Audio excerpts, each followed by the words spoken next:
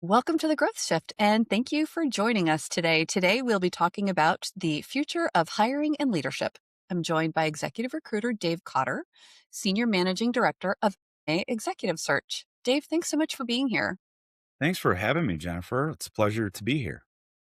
My pleasure. So, Dave, could you tell us a little bit about yourself and how did you originally get into executive recruiting? Yeah, it's actually kind of a fun story. So I've been in the executive search industry now for 15 years, but prior to that, I kind of found my way into the search world as many of my peers and colleagues have. We just kind of fell into it. I graduated college in '08.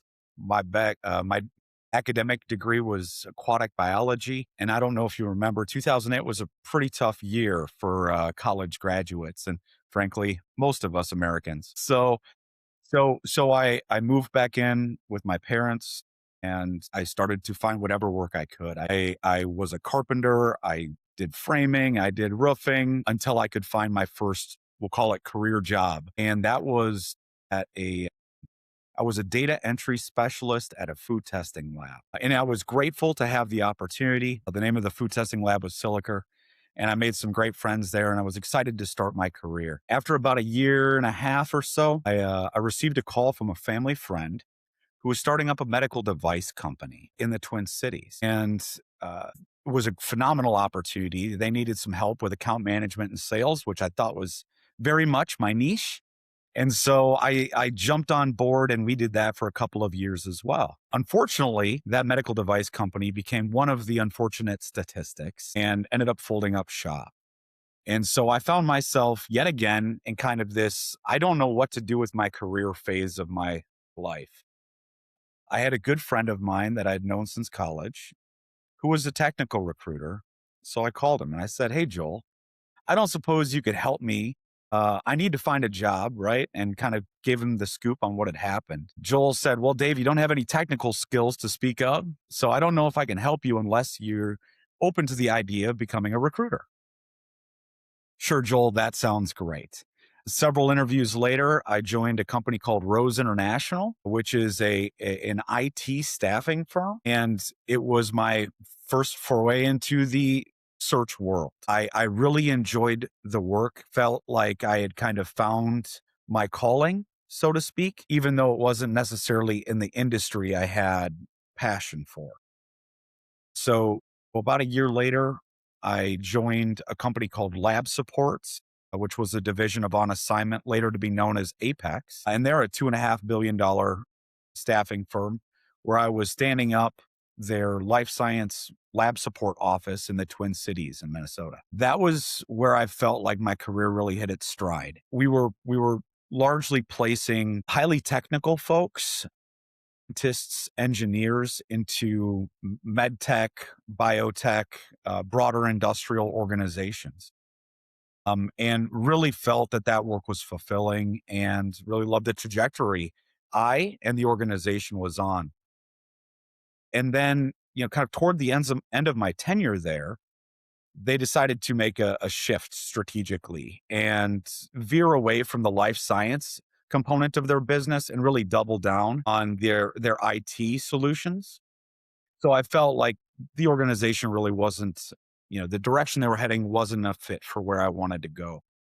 So I joined Corn Ferry, and that's where my executive search journey begins. I spent almost 7 years at Corn Ferry in a myriad of different roles, all of which were leading practices and searches with life science and industrial companies across the globe, frankly. And I really felt that, that was the place where I could develop myself, both personally and professionally. But after 6 or 7 years of that, that was a total of 12 or 13 years of being at multi-billion-dollar publicly traded companies. And so I decided to try boutique industry out and boutique executive search organizations, which leads me to where I'm at today, which is M&A executive search.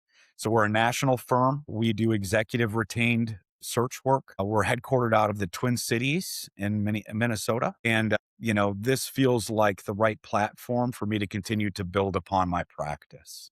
which is growing and evolving every day. Sure. Yeah, you have some extensive experience in there. And kind of now that we know how your journey began, let's zoom out and look at the bigger picture of what's happening across the industry right now with executive search. From your seat in the market, what are some of the biggest changes you're seeing in executive recruiting today? It's a really good question. And I think we're seeing a lot of changes across the broad spectrum of industries. I think for the last, we'll call it 24 months, we've seen the pendulum be kind of stuck at the side of where it's very much an employer's market.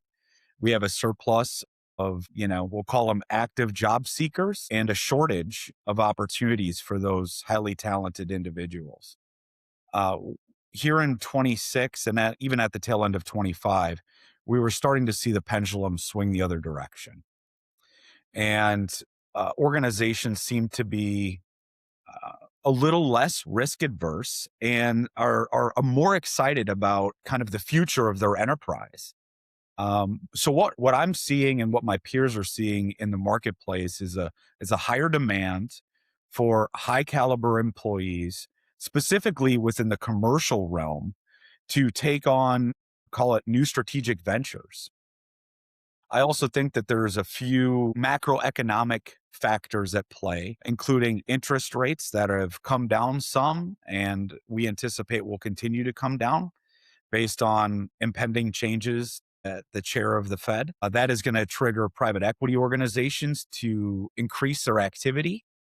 Same with venture capital and even angel investors. And so, what we're expecting, no one has a crystal ball, but what we're expecting here over the course of the next, we'll call it 10 to 20 months, is a pretty rapid scale up, commercial scale ups, and and organizational transformations that I think will yield a pretty dynamic environment for the executive search industry overall. Hmm. So, what about on the candidate side? How have their expectations shifted over the last year or two? Yeah, since COVID, or I should say, since immediate post COVID, candidate expectations have really started to, you know, they're on a roller coaster ride, if you want to call it that, right? Post COVID, we saw in 21, it was very much an employee's market where they could dictate terms of, I want to work from home. The interview process is too long and arduous. They could demand higher salaries and higher titles. The pendulum jerked the other direction. And then, all of the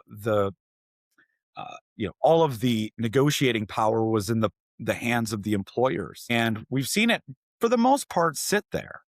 And so candidates have had to adjust their expectations from, work life balance, being in the office, holding out for that right opportunity has become more and more challenging and more difficult, especially for some of those folks that have very niche backgrounds. I do think, right, words of encouragement for those folks that have been displaced. We are seeing an environment that is much more hospitable for an active seeker than we've seen in years past. And organizations realize that their employer brand matters and they're wanting to attract, and here's the key part, retain the best talent they can and that this market has to offer.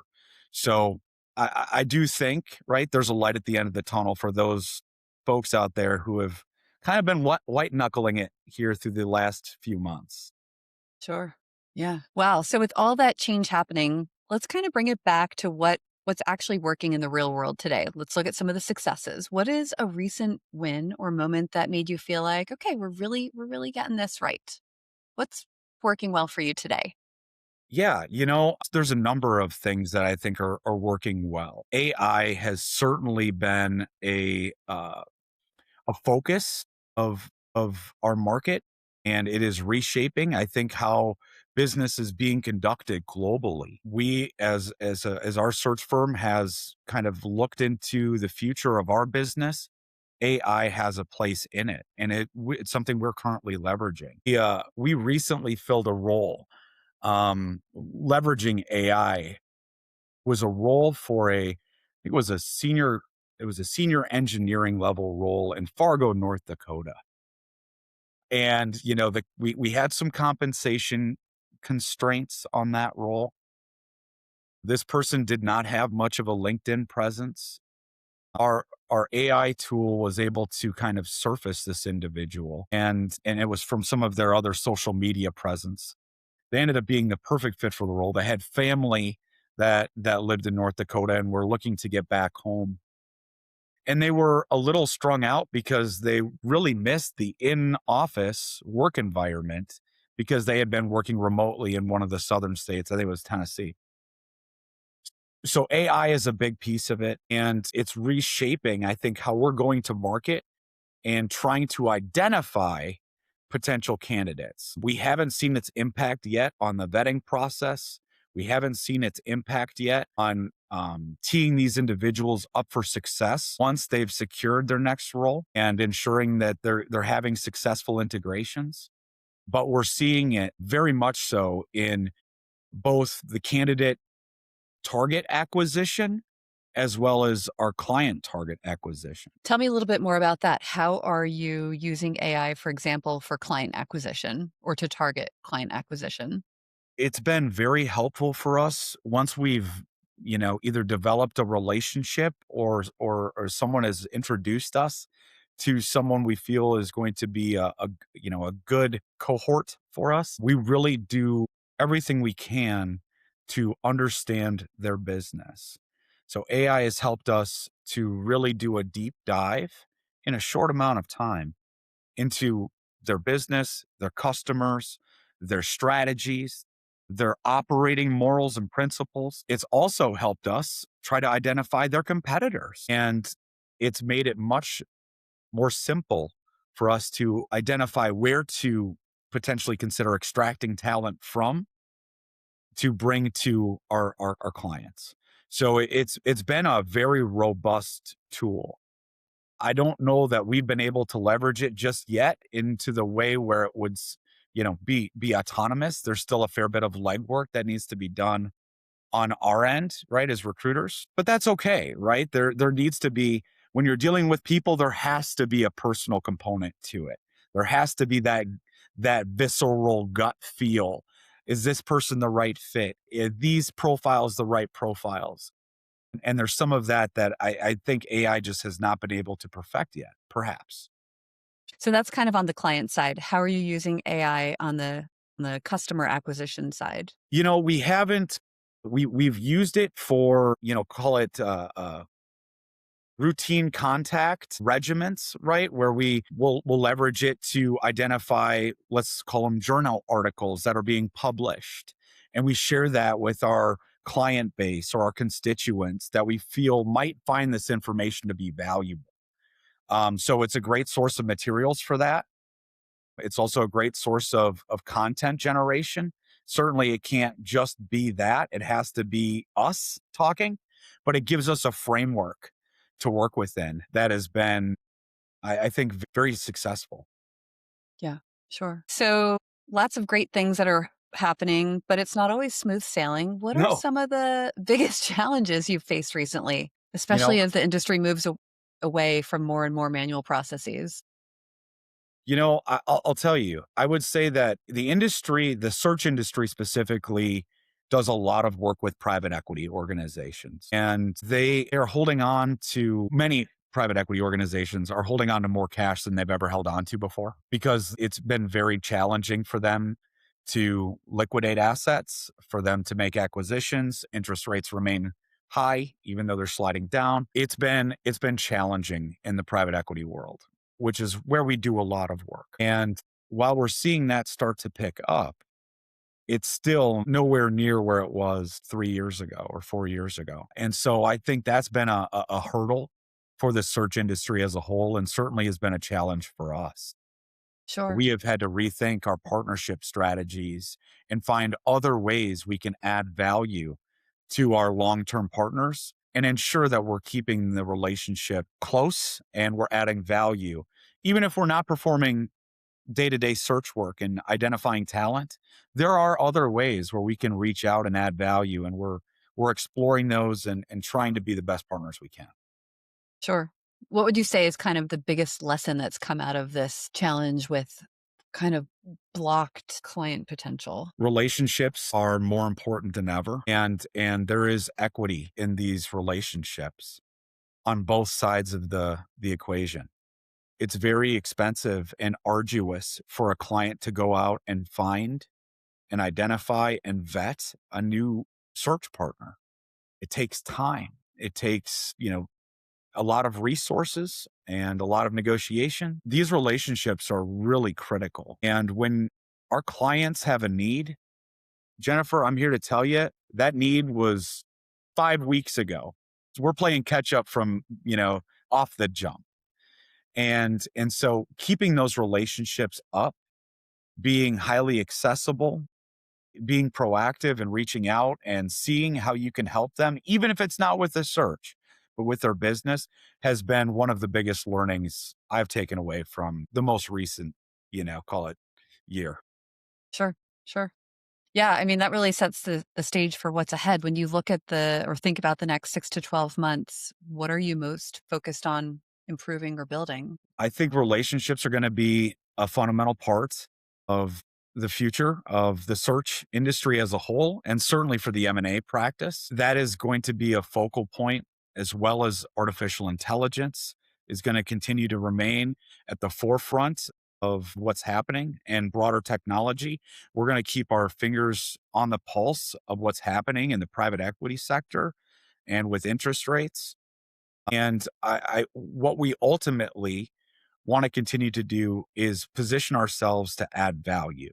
So our focus is adding value. Just as an example of that, within the last 4 or 5 months, we've started a private equity speaker series where we invite some local private equity folks to come and visit with a speaker who's a subject matter expert in the space. This isn't something that we charge for. It's not making money for us by any means, but we do feel that it adds a lot of value. And it's been shared with us that this has been a very fruitful investment of time by the executives who've been kind enough to join us for these speaker series. So I think finding opportunities to add value back into the industries for which we try to be good stewards of is going to be a major focus for us here over the course of 26 and the foreseeable future.